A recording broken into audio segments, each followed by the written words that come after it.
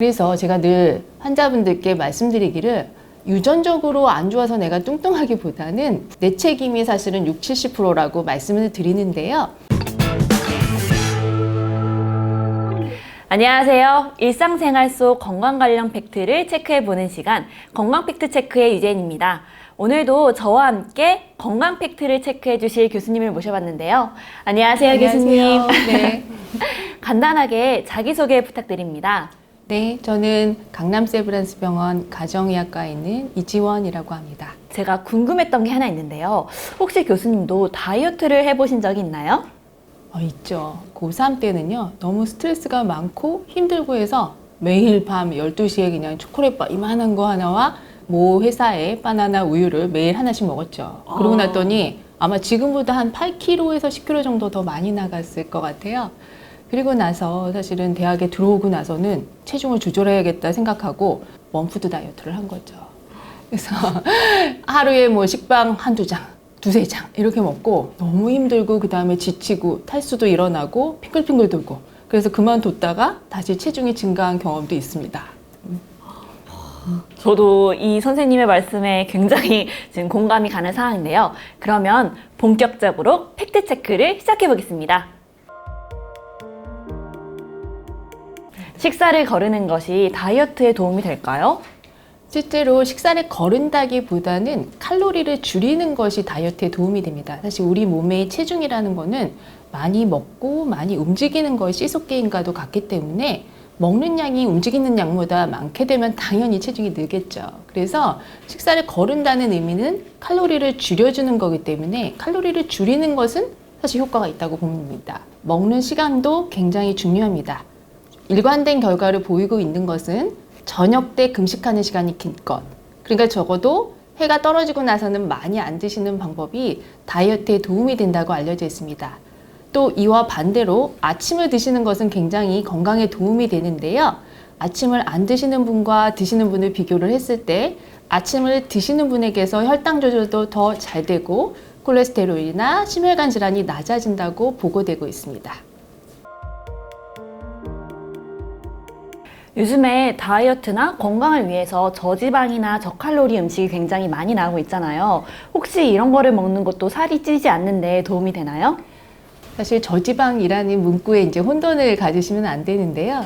지방이 적다는 것은 상대적으로 탄수화물이나 단백질로 칼로리를 채울 수 있다는 이야기도 합니다. 그래서 실제 비교를 해보면 저지방으로 된 것과 그냥 일반 식품의 칼로리가 많이 차이가 나지 않는 것을 볼 수 있고요. 또 하나는 요새는 이제 칼로리를 다운시켜서 무설탕 아니면 무칼로리 뭐 이런 음료수들도 많이 있죠. 사실 칼로리가 없는 것은 감미료인 아스파탐이라는 게 이제 첨가된 것들이 많은데요. 그럴 경우에는 칼로리는 없더라도 음식물이 들어가게 되면 혈당을 올리게 되고 인슐린을 자극하게 되어서 결국에는 비만에 영향을 미치게 되고 장내 세균에도 변화를 가져오기 때문에 좋은 세균은 줄어들게 되고 나쁜 유해균은 늘어나게 됩니다. 네, 교수님, 저는 가끔 제가 물만 먹어도 살이 찌는 체질이 아닐까라는 생각이 들기도 하는데요. 이런 체질이 있나요? 요새는 이제 유전자 검사를 굉장히 많이 하잖아요. 병적으로 사실은 염색체 15번의 이상이 있어서 비만해지면서 그다음에 질병이 생기고 인지 기능도 떨어지고 하는 유전병 중에 프라더-윌리라는 병이 있습니다. 하지만 이 경우는 굉장히 흔하지 않는 경우고요. 또 하나는 요새 이제 비만 관련 유전자 검사다 해서 유전자의 변이가 있는 것들을 많이 검사를 하게 되는데 그 중에 이제 대표적인 것이 FTO라는 그런 유전자의 변이입니다. 이 유전자는 뭐냐면 과거에 우리가 먹을 게 없고 그 다음에 사냥이나 채집을 할 때는 사실 언제 먹을지 모르기 때문에 지방을 막 축적해야 몸에서 에너지를 나중에 쓸 수 있겠죠. 그래서 FTO 유전자의 도움을 받는 부분은 지방을 축적하는 겁니다. 하지만 현대 생활에서는 우리가 지방을 축적하다 보면 비만이 되고 오히려 안 좋겠죠. 그래서 이 변이가 있는 사람은 뚱뚱해지기 쉽다고 하는데 이들이 차지하는 비율은 한 30~40%라고 보면 됩니다. 그래서 제가 늘 환자분들께 말씀드리기를 유전적으로 안 좋아서 내가 뚱뚱하기보다는 내 책임이 사실은 60~70%라고 말씀을 드리는데요. 실제로 FTO 유전자가 있더라도 긍정적으로 좋은 식사를 하시게 되고 운동을 하시게 되면 비만이 될 확률이 적어집니다. 저는 물을 많이 마시면 다이어트에 도움이 된다는 말을 어디서 들어서 막 하루에 2리터는 최소에 먹어야 되고 많이 먹으면 5리터에서 6리터까지는 먹어도 된다는 말을 들어본 적이 있어요.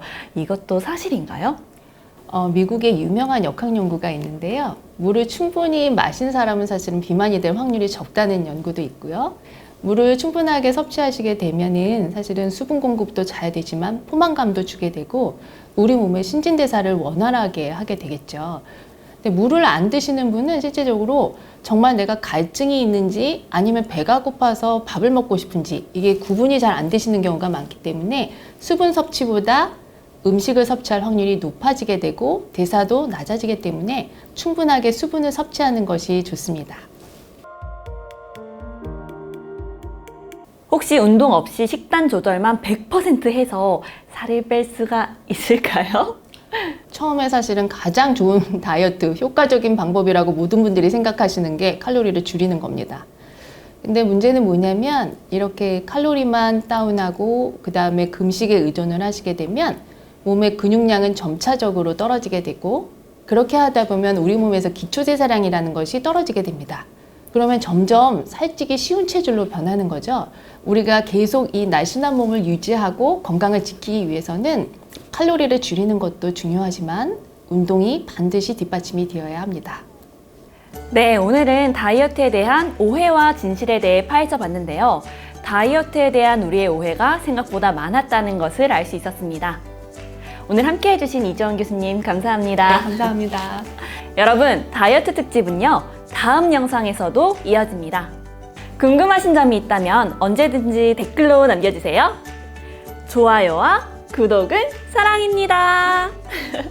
채널 고정!